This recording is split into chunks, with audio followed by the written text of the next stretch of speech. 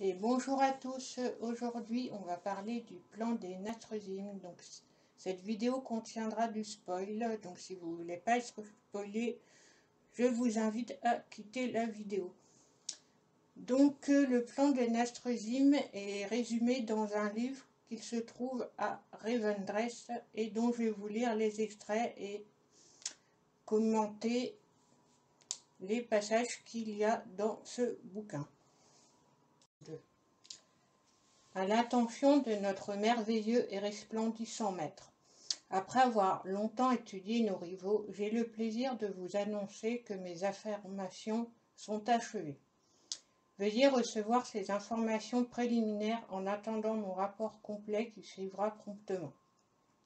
Nous nous attendons à ce que certaines de nos cibles soient plus difficiles à abattre que les autres. Mais chacune est susceptible d'être manipulée, d'une manière ou d'une autre.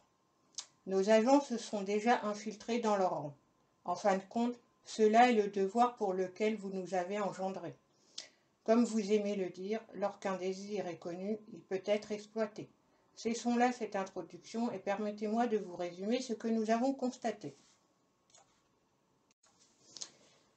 Cette introduction est très intéressante car on peut remarquer que l'auteur s'adresse en disant « merveilleux, resplendissant maître », ce qui peut nous laisser penser qu'il s'agit soit du geôlier, soit de Sir Denatrius, car à Revendreth, tous les vampires ont plus ou moins un titre quand ils s'adressent à plus ou moins d'autres personnes. Par de nombreux côtés, les titans seront les plus faciles à manipuler. Leur unique but est d'imposer une organisation à tout ce qu'ils rencontrent. Montrez-leur une force qui s'oppose à leur soif d'ordre et ils seront consumés par leur besoin de l'éradiquer. Les seuls membres de leur panthéon qui semblent si unis peuvent pourtant être divisés. Le panthéon des titans est surtout formé de 5 titans. Un qui façonne les montagnes, un qui façonne les mers, un qui façonne la magie, un qui façonne la vie, et un autre qui dirige tout ça. Cependant, avant, le panthéon comprenait Sargeras, qui, malheureusement, en arrivant sur un monde rempli de natresim et corrompu par le vide, a fini par sombrer, ce qui montre parfaitement la phrase « Montrez-leur une force qui s'oppose à leur soif d'ordre et ils seront consumés par le besoin de l'éradiquer » représente parfaitement ce qui est arrivé à Sargeras et ce qui l'a fait vriller. Les seigneurs du vide sont tous sauf ouvertement accueillants à notre égard. Ils sont si préoccupés de leurs 1000 vérités qu'ils ignorent totalement les mensonges que nous semons parmi eux. Je pense que nous pouvons exploiter leur vaste affluence pour les transformer en épouvantail et distraire nos autres rivaux. Nous restons néanmoins sur nos gardes. Puisqu'ils prêtent un œil attentif à de multiples possibles, il est concevable qu'ils puissent anticiper nos manœuvres. Les seigneurs du vide sont des créatures du cosmos qui cherchent avant tout à éradiquer toute vie dans l'univers, mais ne pouvant pas intervenir directement, ils envoient des créatures du vide à leur place, d'où les fameux DTA et autres manifestations de vide que nous connaissons sur Azeroth.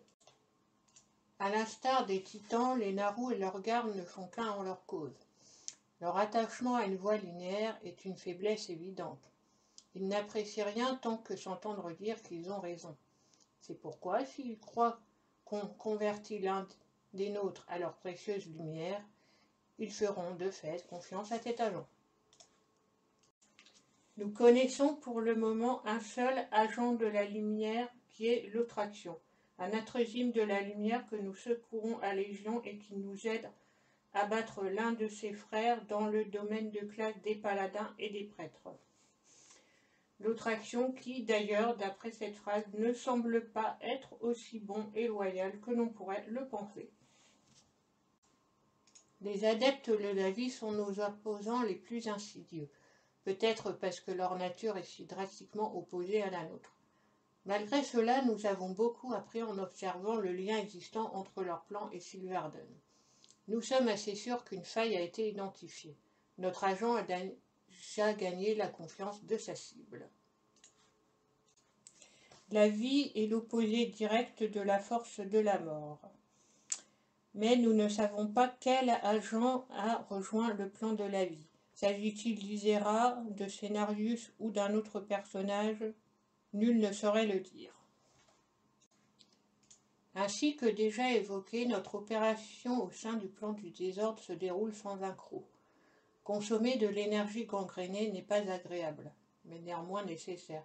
La supercherie que vous avez orchestrée portera ses fruits à son œuvre. À la base, nous pensions que les Nastrezim venaient d'une planète éloignée nommée Natreza, le monde natal des Nastrezim. Néanmoins, avec ce bouquin, comme nous apprenons que les Natrezim font partie du plan de la mort, il n'en est rien. Ils se sont donc alliés à Chargeras et à la Légion Ardente pour se faire passer pour des démons, afin d'éradiquer également cette force opposée à la leur. Ainsi qu'à l'habitude, nous serons votre bras agissant dans l'ombre. Nous empoiserons toute force assez importante pour nous accueillir en son sein. Nous avons donc appris, grâce à ce bouquin, que les Natrezim venaient du plan de la mort et que leur grand plan machiavélique était de vouloir éradiquer les autres forces cosmiques en envoyant un agent dans chacune d'elles. Néanmoins, nous ne savons pas qui est le mystérieux maître à qui est adressé ce livre au début de celui-ci. Le geôlier des Natreus ne sauront le dire.